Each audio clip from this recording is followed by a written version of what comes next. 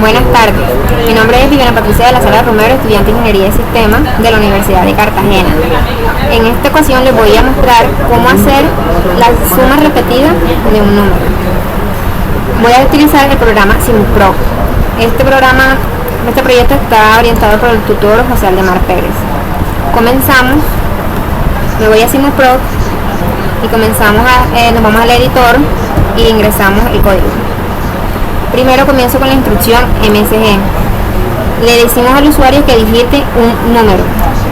Con la instrucción LDT guardamos el primer número digitado en AX. Con la instrucción STA guardamos el contenido de AX en la dirección 012. Con la instrucción MSG mandamos otro mensaje para ingresar el segundo número. Con LDT le guardamos en AX el segundo número. Con la instrucción MOD guardamos en CX el segundo número digitado, el cual está almacenado en AX. La siguiente instrucción CLA hacemos AX0 para que el primer ciclo no sume el contenido de AX con lo que tiene la dirección de la memoria 012. Con la instrucción ADD sumamos el contenido de memoria 012. Con la instrucción loop decrementamos CX y hace un salto a la dirección 007. Aquí se repite tantas veces según el segundo número digitado y termina cuando CX sea igual a 0. En la siguiente instrucción EAC mostramos el resultado que con la instrucción ADD fue guardado en AX y terminamos nuestro programa con la instrucción HLT. A continuación mandamos el código a la memoria.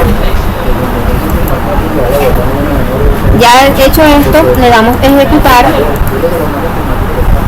y aquí nos pide nuestro primer número. Vamos a ingresar el 3, le damos enter para ingresar datos. Enseguida nos pide nuestro segundo número, vamos a poner 5, le damos entrar datos, le damos ok, mostrar y nos muestra la suma de nuestro primer número.